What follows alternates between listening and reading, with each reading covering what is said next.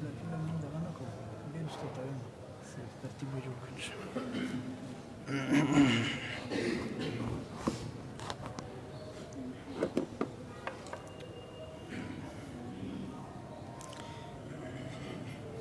الحمد لله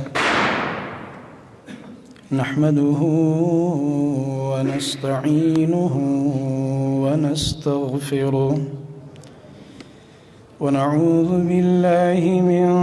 شرور أنفسنا ومن سيئات أعمالنا من يهده الله فلا مضل له ومن يضلل فلا هادي له وأشهد أن لا إله إلا الله وحده لا شريك له وأشهد أن محمدًا عبده ورسوله أما بعد فإن خير الحديث كتاب الله وخير الهدي هدي محمد صلى الله عليه وسلم وشر الأمور محدثاتها وكل محدثة بدعة وكل بدعة ضلالة وكل ضلالة في النار. أعوذ بالله السميع العليم من الشيطان الرجيم من همزه ونفخه ونفثه وأن استغفروا ربكم ثم توبوا إليه يمتعكم متاعا حسنا إلى أجل مسمى ويؤت كل ذي فضل فضله وإن تولوا فإني أخاف عليكم عذاب يوم كبير.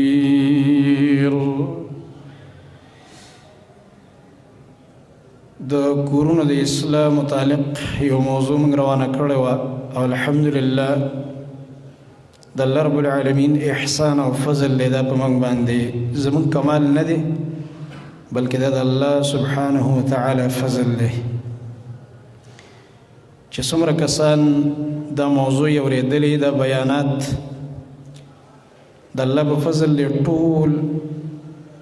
موږ ته بیرته دا وایي چې ډېره فایده ترې الحمدلله نارینه او زنانه واخسته او ډېر داسې کورونه دي لکه پرونه مې یو ملګری هغه راغلی ملګري مختلف د باجوړ د صوابۍ او د نورو ځینو ملګري راغلي وو دلته هغوی ما ته ویلې چې بعضې علما چې هغه اهل حدیث هم نه دي احناف ورونه دي وی هغوی وایي چې دا خطبه موږ په خپل کور کې زنانو باندې اورو دا کومه سلسله چې شروع شوې ده د کورونو د اصلاح د دې په وجه الله زموږ کورونو کې او زنانو کې ډېر خیرونه راوست او ډېر داسې ګناهونه وو چې هغې ته موږ متوجه نه وو زموږ زنانه د هغې نه غافلې وې هغې نه توبه وایستله الله یې اصلاح وکړله لکه دې سلسله کې مخکې نه ابتدا نه موږ اول په عقیدو خبره کړې وه چې د خویندو د زنانو عقیده د دې اصلاح ډېره ضروري ده دا توهم پرستي او د سپیروالي عقیدې او د تعویذونه او بندونه او کوډې او منترې په دې باندې موږ خبره کړې وه الحمدلله اگر چې کوم بعضې خلک هغه د دین نه بازار جوړ کړی دا زما بعضې خبرې په خلکو ښې نه لګي چا چې دین نه مارکیټینګ جوړ کړی په هغه ښه نه لګي په تاسو باندې خو الحمدلله ښې لګي د چا چې دین سم محبت دي مینې خو زه چې کله خبره وکړم نو د بعضې خلکو کاروبار خرابېږي هغې څه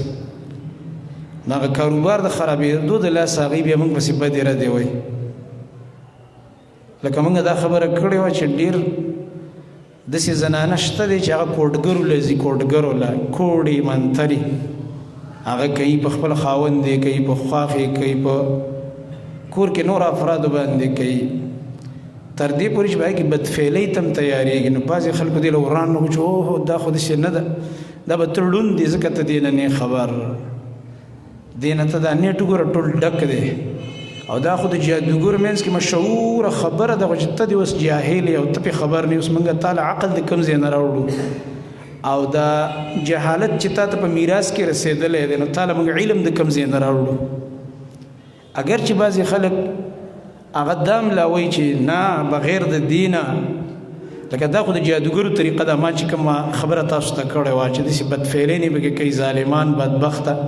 او په دې نیټ تاسو ګوره ډېر پیران یې ګرفتاره کړو هغه یو ما که ته په سند کې که پنجاب کې نیولی وي څو زنانو سره یې بدفعلي کړې وي 900 سره الله اکبر دا خو ښکاره خبرې دي ستاسو په دې ملک کې هغه ویډیوګانې موجود دي او چاپې پې لړه شوي دي دا ته کومې خبرې کوې ته هسې د اتي په غوږ کې به ودی یا به هسې د دې شرک دفاع کې د دې ګناهونو دفاع کې لګي او زمونږ دا سمه خبره در باندې بده لګېږي ځکه ته زمونږ سمې خبرې له مران رنګ ورکې غلط رنګ بیا به کې لا یو دا ټپه ویلې ده وایي یاره او زه الحمدلله دې خلکو نومونه نه اخلم دا دونه څه قیمتي خلک نه دي چې موږ یې نومونه واولو او نه موږ سره دونه وخت شته دی چې به دې خلکو خپل وخت خراب کړو موږ د خپل مسلمانان ورونه خویندې پوهه کوو چې دوی پوه شي چې یو طرف ته د عزت او حیا لاړه بل طرف ته نه ایمان هم لاړې نعوذ بالله تا ته پاتې څه شو نو الحمدلله په هغې باندې ډېرو خویندو ورونو الله اصلاح وکړه نو بعضې کسان ویلې چې یاره دا به د اهل حدیث به چېرته داسې کوي نو د دې ملګري به چېرته دا کوي موږ خو تعویض او بند سره منو نه موږ خو د دې نه دوکانداري اړو جوړه کړې نه ده الحمدلله د الله په فضل باندې نه الغرض مقصد مې دا دی موږ چې کومه خبره کوو زموږ غرض دی چې الله زموږ اصلاح وکړي په قرآن او حدیث باندې الله نه غواړو د دعاګانې د الله نه غواړو چې یا الله که درس کوو که بیان کوو زموږ په خوله باندې حق جاري کړه یا الله او بل لره یا الله د دین اول موږ له فایده راکړه بیا اورېدونکو ورونو خویندو له فایده ورکړه نو بعضې خلک را لګېدلي دي د خپلو دکاندارو دپاره بعضې کتابونه یې لیکلي دي چې د ښځې خاوند منځ کې محبت اچولو دپاره پلانې آیت به ولیکي او دا چل به اوس وکړي او دا موږ دا قرآن په چا نازل و په چا نازل و په محمد رسول الله صلی الله علیه وسلم نازل هغه په ټول نه زیات ښه پوهېده هغوی ته چې کوم رازونه د قرآن معلوم دا هېڅ چاته هېڅ پیر او ملا ته نه دي معلوم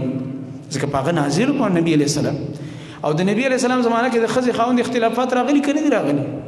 تر دې پورې چې د نبی علیه السلام د لور چې ټولو نه ورته ګرانه د فاطمه رضی الله تعالی عنها ډېره اوچته کامله زنانه په زنانو کې په کائناتو کې چې کومې کاملې زنانه تېرې شوي یو پکې د نبی علیه السلام دا لور ده سیده فاطمه الزهرا رضی الله عنها او بیا علی رضی الله عنه ته وګوره یو طرف ته د نبی علیه السلام د تره زوی دی بل طرف ته څومره اوچت صحابي دی په هغه واده ده په علي رضی الله عنه واده څومره متقي دی او بار بار د جنت زیری اخیستی دی او هغه علي رضی الله تعالی عنه د فاطمه رضی الله عنها منځ کې خفګان راغلی کله کله خدا راضي د ښځې خاوند منځ کې خو مینه یې محبت مې خو ایسته په یوه خبره یو بل نه کله کله یو ورځ خفه شي چې نبي کریم صلی الله علیه وسلم حدیث د بخاري کې راځي یو ورځ کور ته تشریف راوړلو فاطمه وکړه رضی الله عنها د غرمې په ټیم کې دا به معمول د نبی علیه السلام او د ټولو صحابو چې آرام به کوو نو دغه ټیم کې چې کله خپلې لور کره راغو فاطمه وکړه چې خفه شانته ده دا مخ یې غمجن دی او علیم کور کې نشته په کار خو دا ده چې دې ټایم کې کور کې وی د آرام دپاره او دا لور مې ولې خفه ده رسول الله صلی الله علیه وسلم ته وفرمیل فاطمه څه چل دی علي چېرته تللی او دا ته ولې داسې خفه شانته ښکاري او ته وایي ای بابا جانه د الله خوږ رسوله زما او د علي څه خبره راغله او اوس په هغې ایسته زما نه خفه شو کور نه وتی دی نو چېرته به تللی نو رسول الله صلی الله علیه وسلم مسجد ته راغو مسجد نبوي کې چې وکته علي رضی الله عنه ملاستی دی او په خاورو کې پروت دی په ځمکه باندې د نبي صلی الله علیه وسلم ورته دا ونه چې پاسېږه که نه چې یو تعویض خو دله ولیکمه دا آیتونه لکه چې نبی علیه السلام ته نعوذ بالله معلوم نو یا یې ورته دا ویلي چې علیزه کنه پلانې آیت خو یو ځله اته ځله او لس ځله ووایه چې ستا او د ښځې خو محبت پیدا شي نه دا د قرآن نه د منترو کتاب به نه جوړی قرآن نه به د دکاندارو کتاب نه جوړی قرآن دې دپاره نه دی راغلی ته به دې تعویضونه جوړی ته به پکې د ښځې خاوند منځ کې محبتونه قایمې یا به پردو جینکو سره پکې تعلق قایمې چې دا په مټۍ باندې پلانې آیت 2 ځله ووایه او بیا چې چاله ورکړه به تاسې مینه کوي دا شته دا به راته زه وښیم ما سره بر په مکتبه کې کتابونه پراته دي د دې مولیانو دوی خو د قرآن نه ګپ جوړ کړی دا قرآن دې له راغلی دی چې ته به کې د جینکو سره تعلقات قایمې په آیتونه به په مټۍ باندې او په الوا باندې او په خوکشي باندې دا ځکه خو دا امت داسې د ذلت په حال کې روان دی قرآن چې کوم څیز دپاره نازل و که مقصد دپاره هغه مقصد ته د هیچا فکر نشته تر دې پورې دومره بدبخته او ګستاخه چې دا خلکو ته نسبت کې پلانې زموږ مشر صاحب تېر شوی پلانې صاحب دا خو یې راباندې مه وایه چې دلته د اوس ټول کتابونه په دې منبر درته وښیم چې دا وګوره او دا وګوره او دا د کتاب نوم او صفحه به درته بیا ښیمه دوی دومره پورې ظلم کړی د قرآن سره چې وایي که د زنانه بچی کېږي دا څومره عجیبه حالت او زنانه څومره ناپاکۍ سره مخامخ په دغه کې بدن نه ګندګي او ګندوي نه روان نو ته به وله په نامه پورې پلانې آیت وتړي او په دې ورون پورې به پلانې آیت وتړي نعوذ بالله په دې ځای پورې څوک آیتونه تړي دا قرآن دې دپاره نازل ځکه زموږ دا خبرې به د خلکو ښې نه لګي چې موږ د اسلام دفاع کوو الحمدلله موږ د توحید دفاع کوو د الله په فضل موږ د قرآن دفاع کوو د الله په فضل باندې ذاتی لحاظ څخه کمزوري او ګناهګار یو خود دفاع د کتاب او سنت کوو الحمدلله او د کتاب او سنت نه چې چا دکانداری او کاروبار او مارکیټینګ جوړ کړی دی همیشه ټولو سلفو زموږ د امت ټولو سلفو د زمانې نه د صحابو زمانې نه د دغه خلکو حوصله شکني او رد را روان دی او موږ هم دا کوو الحمدلله نو موږ دا وایو چې دا قرآن خو په نبي صلی الله علیه وسلم نازلو ټیک ده چې نبی صلی الله علیه وسلم خپل لیکل نشي کولی خپل خړو تعویض لیکلی نه دی خو چېرته په کار دی چې یو صحابي ته خو ویلي وی که نه کوم ایتونه به چې نازلېده قرآن به یې په صحابو لیکو که نه کاتبان د وحي مقررو چې نن فلانې فلانې صورت یا فلانې فلانې آیت په ما نازل شو ملګري شا به ویلي که نو نبي علیه السلام به یو دوه ملګري دې لم کېنولي وی که نه چې دا خلک به راځي ورته به له تعویضونه لیکي فلانې آیت به د ښځې په خېټه پورې تړي فلانې به له په ورون پورې تړي نعوذ بالله او فلانې به له په سر په یختو کې ږدي فلانې تعویض او فلانې تعویض چې کوم دی هغه به ورپورې په دې ځای پورې تړي او په غاړه کې به ځوړندوي دا کار چېرته نبي صلی الله علیه وسلم نه دی کړی نه دی کړی نه دی کړی او نه صحابه کرام رضی الله عنهم دا کار کړی هغه اول د قرآن والا خلکو اول هغه معاشره چې قرآن یې زموږ په شان تش تلاوتونه نه کول عمل یې پې کوو عمل معاشره داسې معاشره وه چې یوازې دا مسجد یوازې زموږ په شان په مسجد کې قرآن نه و چې موږ دلته قرآن درس کوو خو په دې بار بازار او په دې کوڅه او په دې معاشره کې د قرآن قانون او نظام نشته د هغوی په کور کې هم قرآن د هغوی په بازار کې هم قرآن د هغوی په لارو په کوڅو کې د قرآن نظام او قانونو داسې خلکو په قرآن پوهېدل په قرآن به فیصلې کولې نو که چېرته یو قرآن کې دا چلونه وی چله د ښځې خاوند منځ کې پکې دا محبت قایم کو پلاني باندې تعویض وکړو پلاني نبی خو به نبي صلی الله علیه وسلم صحابو ته ویلي ابوبکر صدیق رضی الله عنه به دا کار کړی په خپل دور حکومت کې به دوه درې کسان دې ته کېنولي وی کېنئ خلک به راځي تاسو بوله د قرآن نه تعویضونه لیکئ نه چېرته دا کار ابوبکر صدیق کړی دی نه عمر فاروق رضی الله عنه کړی دی نه عثمان رضی الله عنه نه علي رضی الله عنه او نه ټولو صحابو دا کار کړی دی نو دا د دې خلکو یو عجیبه مزاج دی د الله رب العالمین چې کوم مقصد دپاره دا کتاب نازل کړی هغه مقصد هغې ته نه توجه په خپله کوي او نه دا قوم هغې ته متوجه کوي خو بس صرف څه خواهشات او څه خپل ضرورتونه او کاروبار او په دې پیسې ګټل دی په دې زړه کې نیولي دي او بس دغه یو کاروبار دی مارکیټینګ دی شروع کړی نو الغرض الحمدلله موږ د الله په فضل باندې د الله شکر ادا کوو چې دا کومه سلسله شروع ده په دې باندې الحمدلله ډېر ملګري او ډېر کورنۍ هغوی ته الله رب العالمین هدایت وکړه د هغوی اصلاح وشول تر دې پورې چې موږ ته د بار ملکونو نه چېرته نمبر پیدا کړي، بار ملکونو نه، یورپ نه، ډنمارک نه، د جرمني نه، د لندن نه، د بیلجیم نه کسان رابطې کوي، لرې لرې ملکونو نه. موږ دا خطبې اورو، الحمدلله زموږ سره ډېره اصلاح وشوه. دا زموږ دپاره داسې د الله شکر ادا کړو، یو زیری غونته کړي. موږ الحمدلله دا اثر په د قرآن او حدیث کې دی، په موږ کې کمال نه دی، کمال ټول په دې وحي کې دی، د کتاب او سنت د تعلیمات. دا یو رڼا ده، رڼا. او بل دا چې کله حق بیانېږي قرآن او سنت، دې کې فایده ده، خامخا مؤمن سړي ته فایده رسوي. یو خو به بدبخت دی، نعوذ بالله، غلط عقیدې والا به ګمراه انسان، هغې ته فایده نه رسوي، ځکه د هغه ذهن کوږ دی، زړه یې کوږ دی. د هغه زړه داسې دی لکه یو لوښی چې سړی نلکې ته کېږدي خو الټی کېږدي. نو چې الټی کېږدي یو څاڅکی هم پکې نه جمع کېږي، یو ګنټه خو نلکه کولا وکړه، خو چې لوښی صحیح شو نو چې 15 منټه د نلکه کولا وکړه ډک شي، فایده ورته وشي. د چا چې زړه روغي او د چا زړه کې تلمي چې دا قرآن او حدیث زه واورم، په دې باندې زه علم راولم، زده کړم او بیا په دې عمل وکړم، د دې دعوت وکړم، الله سبحانه وتعالی د دې قرآن او سنت او د وحي نه هغه ته خامخا فایده ورکوي.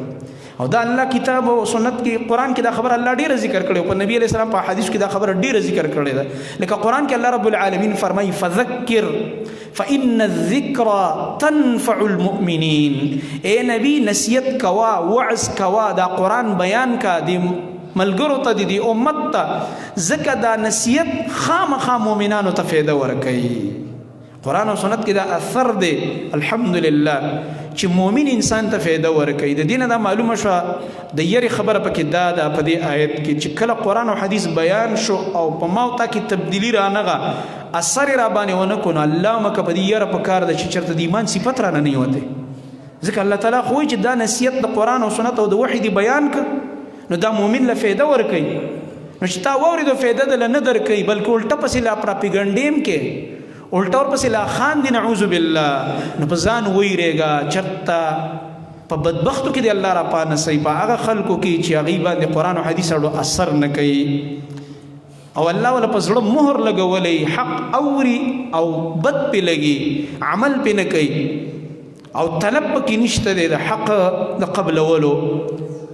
نو دې وجې نه کومه خبره چې د کتاب او سنت مطابق وي، په کار داره چې مونږ هغه قبول کو، په هغې کې ضد او عناد مونږ ونه کو. او خلک خو به هر څه وایي، مونږ له څه پکار چې خلکو جوابونه کوو. دومره مونږ اوسګار یو چې په دې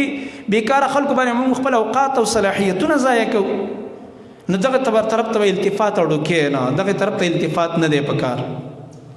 د چا خوله به سړی بندوي. هغه اسرائیلي روایت کې راځي موسی علیه السلام وایي الله تعالی ته ویلی شي یا الله د دې خلکو د خولې زمانه واړه وسوک چې ما پسې خبرې کوي، وایي الله تعالی ورته ویل چې ما د خپل ځان نه دي اړولي، خلک الله پسې خبرې کوي. نعوذ بالله. د الله توحید خلاف لګي، د الله د عظمت خلاف لګي، د غیر الله طرف ته دعوتونه ورکوي. دا د الله رب العالمین صفت د حلم دی چې د بندگانو ته صبر کوي او مهلت ولا ورکوي. مهلت ولا ورکوي سره دی چې د حق خلاف یې خولې وازي کړي، خو الله مهلت ورکوي. او لویه ورځ را روانه ده، خاصې نه ده را روانه ده، قیامت دا ورځ دا د دقه خبرو دپاره ده. دا نن چې موږ څه کوو څه وایو او دا دننه کومې عقیدې دي، دا خبرې به هلته ټولې فیصله کېږي. هلته به بې پته ولګي چې څوک په حق او څوک په باطل او هلته به ډلې ټپلې پارټۍ دا په کار نه راځي. التستا لیډری په کار نه راځي، التستا چې د چالاکی، ستا مالداری، ستا ښایسته رنګ، ستا قوم، قبیله، نسب، ستا عهده هلته نه چلیږي. هلته به دا چلیږي چې ستا عقیده څنګه وه، زړه کې ایماني کیفیت څنګه و، او بیا دې دا ظاهري اعمال د کتاب او سنت او د وحي مطابق وو او که نه وو. بس نجات په دغې باندې دی. یوم لا ينفع مال ولا بنون الا من اتى الله بقلب سلیم. الله رب العالمین فرمایي د ابراهیم علیه السلام د اقوال را نقل کړي په قرآن کې، هغه ورځ باندې چې فایده به نه ورکوي مالونه او نه زامن. د مؤمن مال به هغه له فایده ورکوي چې کوم د الله په لاره کې لګولی دی، خو دا مال تاله فایده نه درکوي چې ته ډېر مالدار یم په دې باندې ته بچ شم وبېچلم، نه. او نه د بچو په سر خلاصېدی شي چې زما بچي ډېر دي کم بچی چې د نیک دی او ښه تربیت دی ولا کړی دی نو به تا ته دعا وکړي د دې فایده در رسېږي خو په دې نشي خلاصېدی چې زما بچي ډېر دی او زما مال ډېر دی الا من اتى الله بقلب سلیم مګر څوک چې الله ته په روغ زړه باندې ورغو د قیامت په ورځ ځان سره روغ زړه او ښایسته عقیده ویوړله دا انسان کامیاب دی اصل کامیابي به دې کې ده نو هغه اسباب چې موږ ذکر کول چې د هغې د وجې نه په کورونو کې اکثر فسادونه واقع کیږي او تر دې پورې دا فساد به کله کله دونه ډیر شي چې بیا طلاقونو ته خبره ورسیږي نو په هغې کې یو سبب هغه ګناهونه دي کوم کور کې چې ګناهونه کیږي ښه ښکاره کیږي او د الله نافرمانۍ نه او د کور مشر هم کوي هغه کور مشر چې کوي دا اصل کې د کور د مشر په دې کشرانو باندې انتهایی ظلم دا دی چې دا خپل ټول کشران ډاډه کول دي په ګناه باندې ځکه هغې دې مشر ته ګوري قانون دا دی چې مشر څه کوي کشران هم هغه کوي نو چې مشر اوس لګېدلی دی او کور کې سکرین لګولی دی او دا ګانې دي او دا درزه ده او دا په موبایل کې فلمونه ګوره او دا بې حیایانې دا دغه کوه نو هغه ښځې مو ته ګوري یا بچي مو ته ګوري هغه مقه شانته شی نه شي دغه کور بې خیره وي او په دې کې اکثر پریشانۍ ني دا خبره قرآن هم ذکر کړی بار بار د ګناهونو دا بې برکتۍ او نحوستونه قرآن کې بار بار ذکر دي او حدیث کریمه کې هم دا انتهایی په تفصیل سره دا موضوع ذکر ده لکه علما وایي د دې دپاره وایي ته د آدم علیه السلام واقع وګوره که نه آدم علیه السلام الله تبارک وتعالی په خپلو لاسو باندې پیدا کړو روح یې پکې وپوکلو او د انسانانو د ټول بشر پلار یې وګرځولو او ملائکه ورته په سجده باندې کړه او علم یې ورکړو وعلم آدم الاسماء كلها الله تعلیم ډایرک ورکو آدم علیه السلام له ډېر فضیلتونه دي د آدم علیه السلام خو وګوره چې کله بیبي ته پیدا شول او دواړه په جنت کې الله وسول څومره اوچت مقام او په خطایي باندې هغه ونه وخوړه چې الله تې منع کړي دا به نه خورئ ولا تقربا هذه الشجره دواړه به ګوره دې ونې ته نه نږدې کېږئ نور جنت کې ګرځئ مزې کوئ چې څه خورئ او چېرته چکر وهئ فراخه جنت دی ګرځئ خو تاسو به دا یو پابندي به په تاسو باندې چې دې ونې ته به نه نږدې کېږئ نور په جنت کې ستاسو مزید وګوره په یره باندې د الله حکم ته مات شه د قصد چې کوم دی مات کړی هم نه دی قرآن کې الله فرمایي فنسیه ولم نجد له عزما آدم علیه السلام نه خبره یېره شوه او الله یې موږ د ده عزم د ګناه نه دی لیدلی چې ګنې بډې راووالې چې زه ګناه کوم او نافرماني کوم او د الله حکم ماتوم نه هغه شیطانو ته خبرې کړې وي ابلیس او قسمونه ورته وکړل زه تاسو خیر خوایم او دې ونه کې ډېره پیدا ده او دا وخورئ او دې کې دا چلې هغه خبرو د لاسه تیسته د الله هغه حکم یېر شي او هغه ونې وخوړله نو الله تعالی د اوچتې مرتبې نه کوم ځای ته راکوز کو دنیا ته چې د پریشانو ځای دی د تکلیفونو ځای دی د امتحانونو ځای دی قرآن کې ورته الله رب العالمین سورې بقره نور چې بس اوس کوز شئ د دې ځای نه اوس کوز شئ دا وی دلیل دی د دې دا الله رب العالمین هر کار کې حکمت یې که نه یو په دې کې ډېر حکمتونه دي هغه موضوع نه بیانوم بیا خبره بل طرف ته ځي یو حکمت پکې دا چې آدم علیه السلام الله دې جنت ته داخل کړي بیرته یې ترې راوباسي چې خپلو بچو ته ووایي چې بچیه ګوره جنت شته زه ونه تللی وم او ستاسو دا مور را سره وه چې دا بچي په یقین وکړي چې هاو جنت شته حق دی ځکه زموږ پلار او مور پکې الله وسولي دي دې وجې نه کم انسان چې صحیح مؤمن وي ښایسته عقیده هغه به د جنت داسې یقین لکه مخامخ چې ورته پروت وي او په د جهنم هم داسې یقین لکه مخامخ چې ورته ګوري د هغه ایمان او ایماني کیفیت ډېر مزیدار بل حکمت دا و چې په جنت کې خود بچو پیدا کېدل نشته نو چې آدم علیه السلام بیبي هم داسې هلته وی او دا ونې نه وی خوړلې دا خبره تیسته الله یې رکه امتحان یې پرې راوسته چې دا اوس وخوري چې دنیا ته لاړ شي که نه دې دپاره پیدا کړی دنیا آباده شي او بچی پیدا کېدل خو په جنت کې نشته خو دنیا کې نو یو حکمت پکې دا و چې هغه ونې پرې وخوړله او دنیا ته یې راکوز کړو چې دلته دا نسل انساني آباد شي بل حکمت په دې کې دا و چې دا آدم علیه السلام لکه هغه بیا وي جړل مسلسل او حوا علیه السلام سره جړل چې ګوره موږ ولې د الله حکم مات که دا د ټولو انسانانو دپاره یو عبرت شي چې انسانان وګورئ څوک چې د الله حکم مات کي هغه ګوره د الله حکم چې د ما چې اوچتو مرتبو نه راښکته کېږي او د ډېرو غټو غټو خیرونو نه محرومه شي لکه آدم علیه السلام الله د جنت نه چې د مزو ځای دنیا ته د تکلیفونو ځای ته راکوز کړو دا دلیل دی په دې چې کوم کورونو کې د الله حکمونه ماتېدل دا خلک به الله پریشانه کوي دا ښځه دا خاوند به پریشانه کېږي هغه وخت کې به ته فلم ته سر ړقې ګانې ته خو به سر وړقې ډمتوب ته به ډېر خوشحاله شي، ښځه به دې متصر ړقوي، وروسته به ستا به دې کور کې بې برکتۍ نه راځي، پریشانۍ به راځي، هم د دغه ښځې نه به بیا پریشانه وي، د دې بچو نه به پریشانه وي، ځکه دا به تربیت دې وله غلط وکړو، ماحول دې ورته داسې جوړ کړی دا ستا دشمنان کېږي، لږ وخت بعد په تا اوس سترګې پټې دي، ګناهونو پټۍ په تا لګېدلې ده، ته غافله شوی، لږ وخت چې تیر شي دا بچي به چې دا تا په خپلو لاسو باندې دې ګناه ته متوجه کړه، دا د ګناه اسباب دې دې کور ته راوړي دي، او دا لګې دا ګانې او دا درزا جوړه ده ستا به د کور کې، دا بې حیایي نه، دا بچي به دې ورته الله رب العالمین به تا ته نافرمانه کړي، ستا ادب به الله زړه نه وباسي، ستا احترام به د زړه نه وځي، ستا سپکاوی به کوي، ته به ترې بیا پریشانه یې، ته به ترې بیا تنګ. دا قانون دی، ځکه په ګناه کې خیر نه، د ګناه قانون دا دی، الله فرمایي چې من یعمل سوءا یجز به، چا چې عمل د بدۍ وکړو دی به خامخا ده ته بدله میلاویږي، الله رب العالمین به دې بدله دله ورکوي. او دغه رنګه بل غټ نحوست د ګناه دا دی چې په دې کور کې به الله رب العالمین د رزق بې برکتي راولي. داسې خلک شته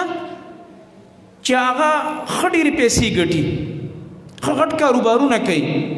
خو په کور کې رزق یې بې برکته وي، پریشانه وي، ښه ډېرې پیسې ګټي او په خرچو یې جنګونه وي، الله وله دا زندګي داسې پریشانه کړي، په بیل به هم جګړه وي او په خرچو به هم جګړه وي او په بل شي به هم جګړه وي، او ما دونه خرچه وکړو تا دونه خرچه وکړو، دا چلو شو هغه چلو شو، دا ولې دا ګناهونه کېږي په دې کور کې. او دا خبره زه نه کوم، دا حدیث کې راغلی ده، رسول الله صلی الله علیه وسلم دا فرمایلی، حدیث کې راځي نبی کریم صلی الله علیه وسلم فرمایلی دا انسان چې کوم دی وان الرجل ليحرم الرزق بخطيئه يعملها، و یو سړی هغه الله رب العالمین د رزق نه محرومه کی، الله په د خپل رزق راتنګ کی، ولی د ګناه د وجه نه چې د په هغې باندې عمل کوي، لګي ګناهونه کوي، د الله نافرماني نه کوي، الله رب العالمین د دې سزا دله دا ورکي. د سنن ابن ماجه روایت دی چې بیا د رزق بې برکته شي، رزق کې برکت نه. او ډېر خلک داسې دي، تاسو به هم لیدلي، موږ هم لیدلي چې ښه کاروبارونه به کوي، ته چې ظاهره ګوره ډېرې پیسې به ګټي او کور کې به ټینشنونه پریشانۍ نه وي، ځکه چې سکون به د پیسه کې نشته. ګوره سکون د الله سره په تعلق کې دی، کله چې تاسو پیسې ډېرې دي، ستا سره د ډېر دولت او پیسو باوجود ته د الله نافرماني کې، والله که دا پیسې ستا په زړه کې سکون پیدا کړي، ستا په زړه کې به سکون په څه راځي؟ د الله په ذکر، د الله په بندګۍ، په عبادت، او په کور کې د نیکانو خلکو ماحول، نیک او ښکلی ماحول جوړول. دې وجې نه د امام شافعي رحمت الله علیه باره کې راځي، وی دی چې کله اول ځل د امام مالک ملاقات ته لاړو، امام مالک رحمت الله علیه او امام شافعي داسې لکه دوه غرونه د علم چې میلاو شي، دا اوچت خلک. زموږ په باره کې خلک ډېر دروغ وایي، ما زه اکثر د ملګرو ته خاندم، دا بعضې خلک چې موږ پسې کنځلې کې بدې ردې وایي، هغوی دا خیال لګي دوی به ډېر قار به دوی له ورځي او دوی له به ډېره غوسه ورشي. موږ په دې خلکو پورې خاندو، موږ ځان له زړه وخوړلو، غریب ځان له دې زړه وخوړلو، په موږ دا ستاسو خبرې اثر نه کوي. مونږ الحمدلله داسې یو دین قبول کړی چې اسمان نه نازل کړی، دا بې مذهبه دي. مونږ زموږ داسې مذهب دی چې نه منل خو په ځای پرېږده چې ته به انکار وکړې نه به منې، چې شک دې پکې وکم کافر کېږي، ځکه زموږ مذهب قرآن او حدیث دی. زموږ مذهب څه شی دی؟ لږ په زور یې وایي څه شی دی؟ قرآن او حدیث دی. زموږ مذهب د ابۍ او د دادا قیسې نه دي، نه خوبونه دي ستاسو په شان. زموږ مذهب کې خو چې د شک وکړلو لاړلې قصه دې خرابه ده، پټلی نه ودنګېدې، ځکه زموږ مذهب دی قرآن او حدیث. او که زموږ یو استاز ولی نه او زموږ یو شیخ ولی نه، ډېر به موږ ته محترم او ډېر به راته ګراني، خو چې د هغه خبره موږ ته پته ولګېده چې قرآن او حدیث خلاف ده، موږ به وایو دا زموږ شیخ صاحب دی، دا زموږ استاز دی او ډېر محترم دی او ډېر عزتمند دی، خو دا خبره خطا ده، ادب یې کوو خو دا خبرې نه قبلو. زموږ باره کې خلک چې ډېر دروغ وایي، پای کې یو دروغ دا هم دي چې دوی امامان نه مني، دا د امامانو ګستاخه دي. الحمدلله دا زموږ د پخوا نه د سلفو نه دا طریقه را روانه ده، او زموږ د موجوده استادانو بیانونه تاسو اورئ، درسونه. اوس خو کومه خبره پټ هم نه پاتې، هر تقریر او هر خطبه او درس ریکارډ کېږي. مونږ خو چې کله به دا څلور امامان چې خلکو کې مشهور دي، مونږ چې د دوی کې هر یو نوم معلوم، مونږ سره رحمت الله علیه وایو چې د الله رحمت دی په هغه باندې، او د دوی عزت کول مونږ په ځان لازم ګڼو. ځکه مې ویلې چې د امام شافعي او امام مالک رحمهم الله دا دواړو ملاقات وشو، دا زموږ امامان دي. اصل کو خو موږ مانو، دي نور خلکو واسه دعوه کړي غریبانانو، وی څلور منو به یو رانیولې، او دا یو به هغه خبره نه مني چې د دوی د خواهش خلافي. د امام ابو حنیفه رحمت الله علیه هغه خبره به نه مانی چې د دوی د خواهش خلافي یا د دوی د مزاج خلافي یا د دوی مفادات ته به نقصانی. لکه امام مالک رحمت الله علیه په امامتۍ باندې پیسې ناروا ګڼي، خو څوک چې وایي چې زموږ امام دی ټول امامتي تر هغه پورې کوي نه جومات کې چې څو پورې اوسه تنخواه خبره نه کړې ته امام صاحب خو ناروا ګڼي څنګه چللی دې ځای کې امام صاحب نه ماني نه بیا دې ځای کې اوس خبره د خېټې راغله که نه چې وایي دا بیا مشایخ بلخ چې وو هغوی اجماع کړی وه چې دا جایز مشایخ بلخ څوک دي؟ ته د امام صاحب مقلد دي که د مشایخ بلخ مقلد دي د بلخ د مولیانو مقلد دي؟ دا چې کله بیا د خېټې خبره راشي بیا امام صاحب هم نه پېژني. امام صاحب خو الحمدلله موږ منو زموږ امام دی، دا ټول امامان زموږ د سر ګلونه دي،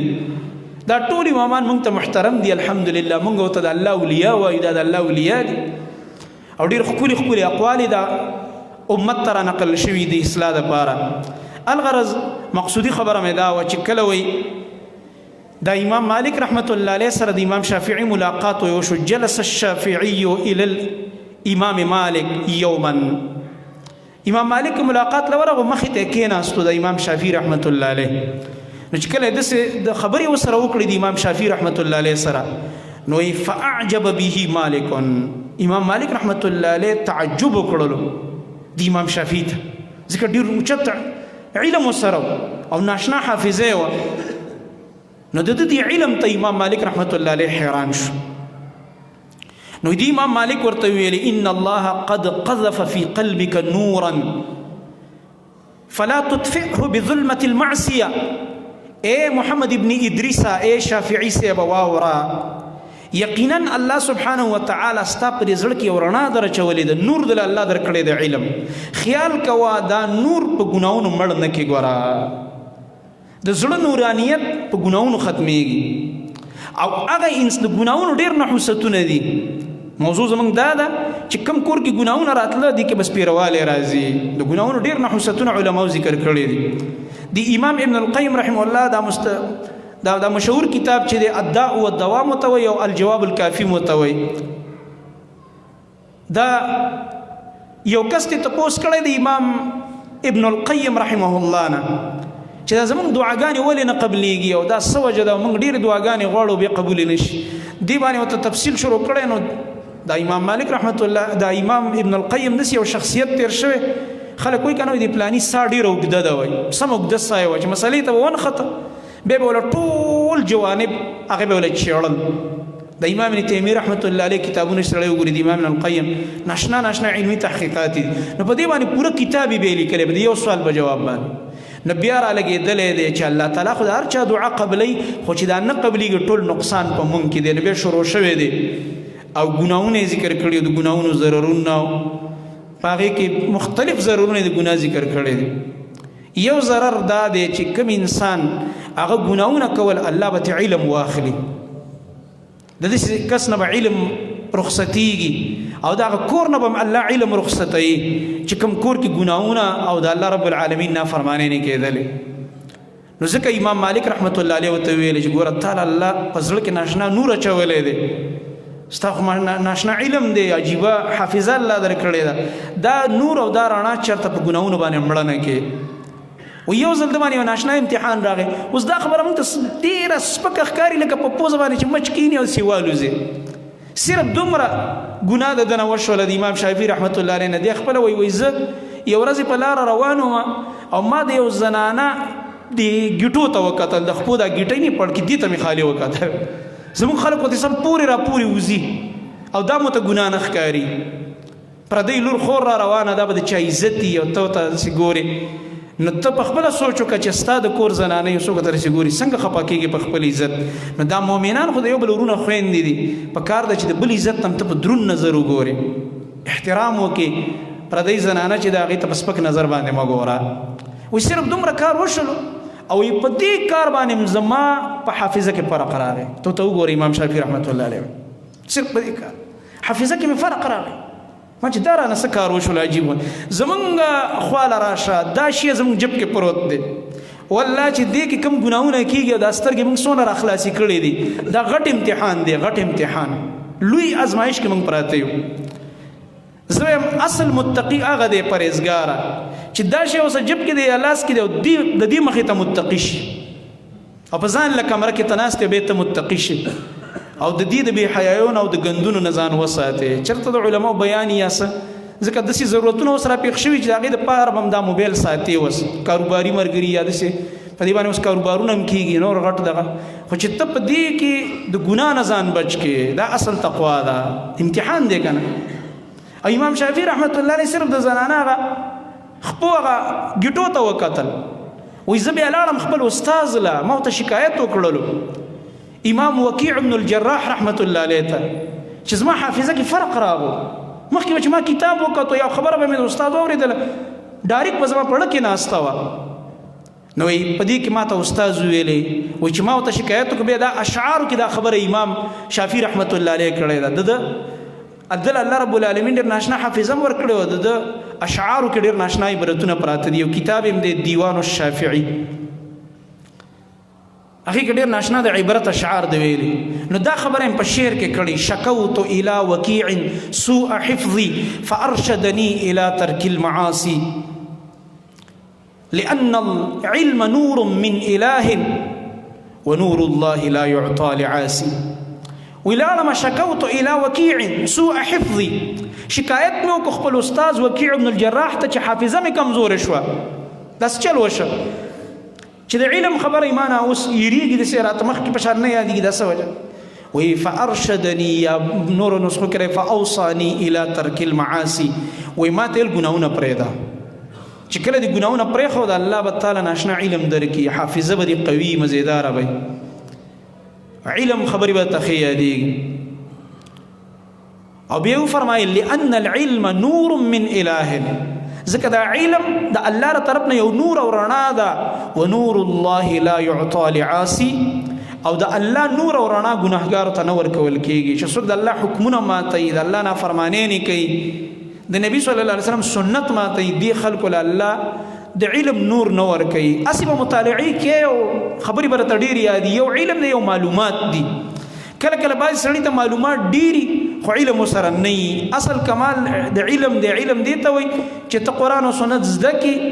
او بیا ته په هغې باندې عمل کوونکې وګرځې او د دې دعوت کوونکې وګرځې، دا کمال دی اصل کې. نه ما ته خپل استاذ دا ویلې ته ګناهونه پرېږده، الله رب العالمین به ستا دا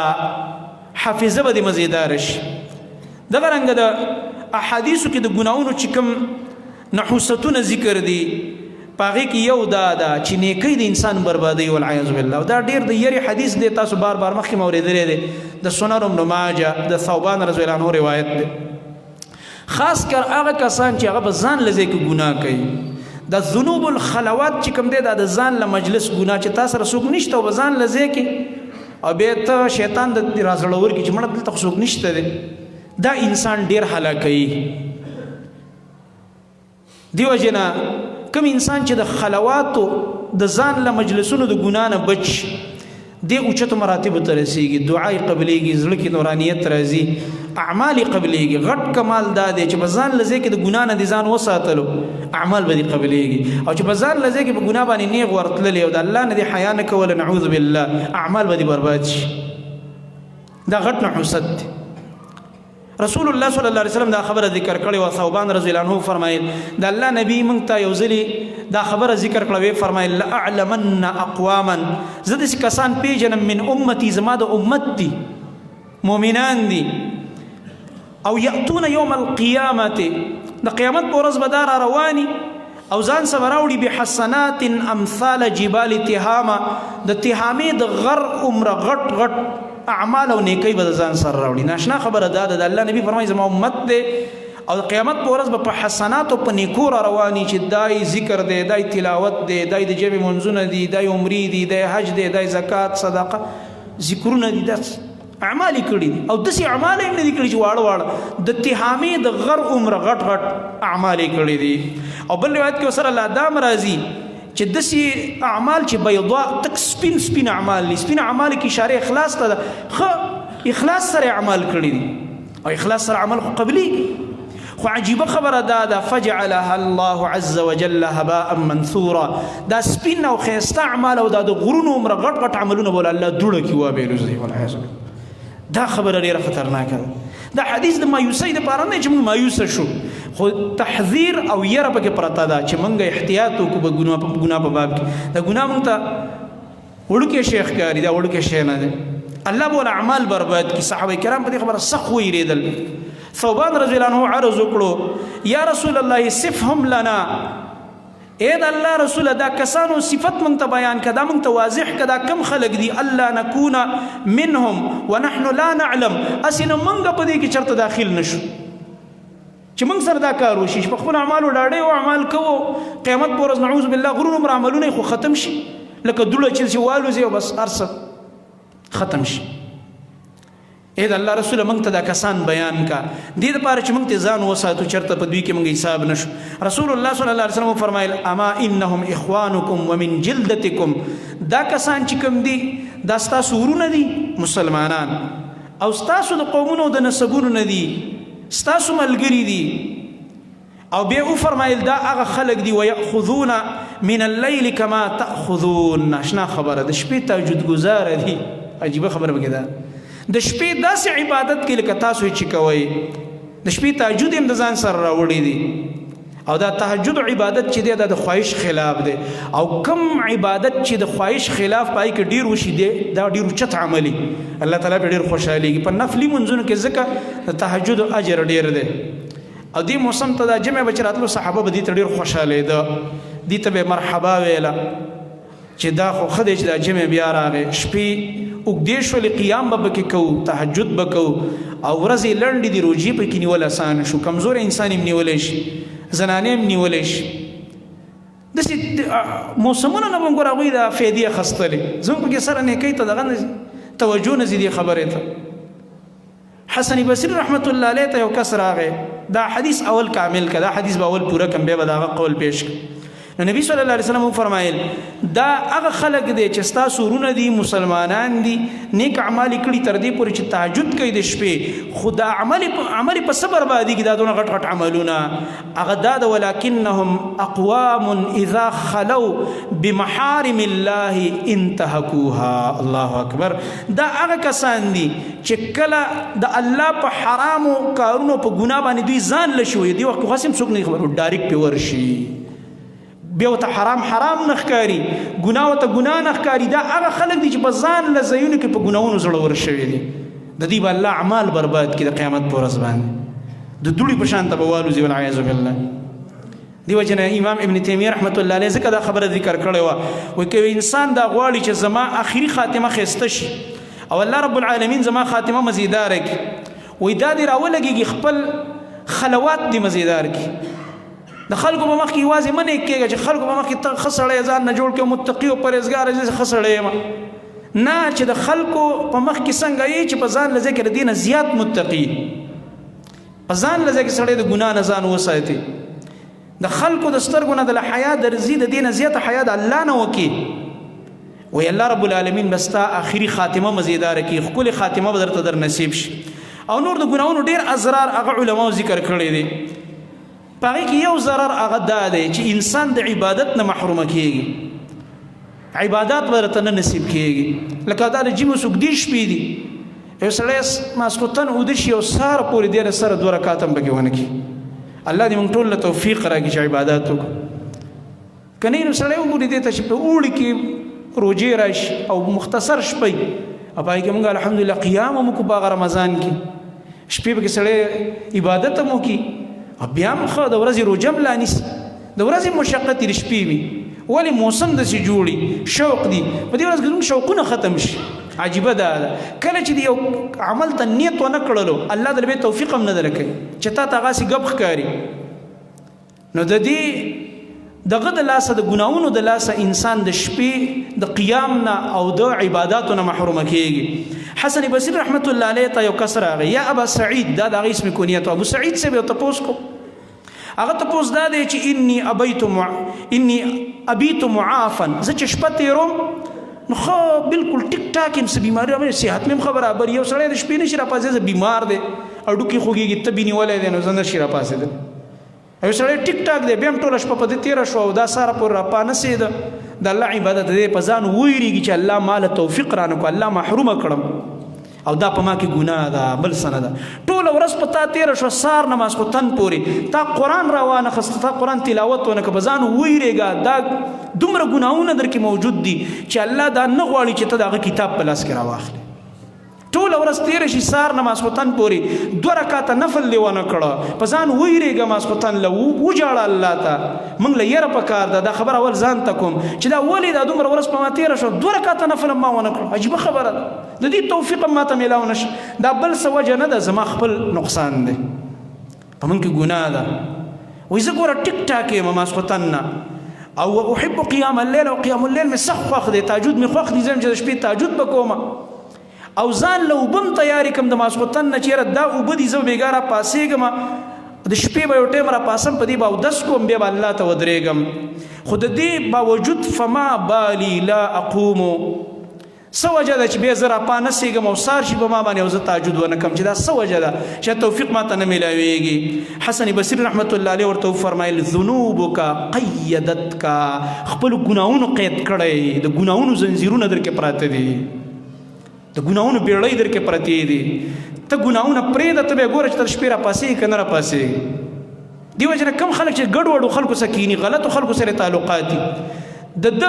د شپې تهجد خو په ځای پرېږده نفلونه دا فرض مونځ به هم صحیح نه وي ګډوډ به او چې کله دې د نیکانو خلکو د متقینو پرهیزګارو سره تل کښېنه پاسه قرآن درس دی د نیکانو مجلس دی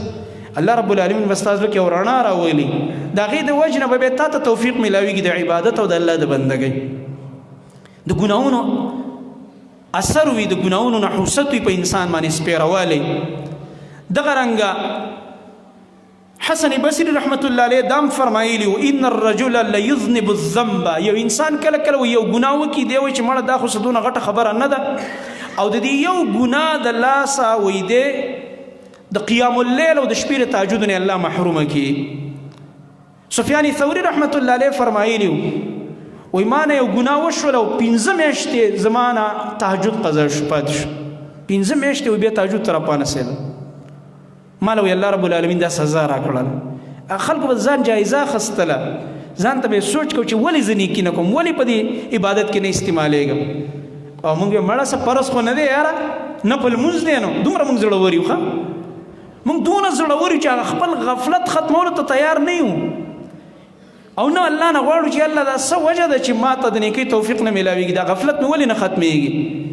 موږ خو بس سم زړور شوي یو چې بس نه دي نو عبادت دیني څه فرض خو نه دی وایي نعوذ بالله من ذلک. پکار یې سړی دا ووایي بیا خو داسې دا کوم دکانداري دی د کاروبار دی دې کې مې ورځ وي مړه څه لوګې نه خو به نه مرمانو یو هفته به چوټي وکړم که نه کې چوټي تا ته خو چې ګورنمنټ ووایم چوټي وکړم نو نه یې کې اوس ته وایي دا کرونا دویم لهر را روان دی او وایي لاک ډاون وایي والله کې اوس ومانو لاک ډاون خپل کار به کوي خرچې را په غاړه دي نه د کاروبار او د دکاندارۍ پیسو باره کې د کلم ونه ویلې چې زمړه خو کېږي به نو خو چېرته نیکي چې راشي مړه وایي دا وایي څه مونږ بزرګان خو نه یو مونږ خو چېرته صحابه نه یو او دا خو څه فرض عبادت نه دی. انسان چې الله رب العالمین ته نږدې کېږي به دې ور نږدې کېږي فرض سره نوافلو اهتمام او د ګناهونو نه د الله لپاره توبه. کوم آیت چې مالوس دی د سورې هود آیت کې الله رب العالمین دا فرمایلی چې هغه انسان له الله په ژوند کې په رزق کې برکت ورکوي په ژوند کې به مزي چې دې ګناه پرېږدي او استغفار او توبه الله ته وکړي ګناه نه توبه وکړه الله ته استغفار وغواړه چې نن نه بعد به یا الله زه ګناه نه کوم. الله رب العالمین بدله الله دا زړه په سکون کې ورنه انسان پریشانه کېږي او د ګناه ډېر نحوستونه دي. دا صرف ما دا یو سبب ذکر کړه چې کوم کورونو کې دا ګناهونه او د الله نافرمانۍ بالمازې دا راځي او دا بېحیاني پکې ډمتوب او دا ګانې بجانې او دا شي دې کې بیا دا نحوستونه بیا راشي د دې د لاسه بیا ټول کور برکت هغه ختم شي. الله سبحانه وتعالی دې موږ او تاسو په دین باندې صحیح پوهه کړي الله دې په عمل کولو توفیق راکړي او موږ ټول ګناهګاران یو الله رب العالمین دې موږ له توفیق راکړي خپل ګناهونه الله ته توبه وباسو او چې موږ الله له ورزو چې الله سبحانه وتعالی ته پاک ورشو موږ په داسې حال کې چې موږ د خپل ګناهونو توبه وکړي. اقول قولي هذا واستغفر الله لي ولكم ولسائر المؤمنين.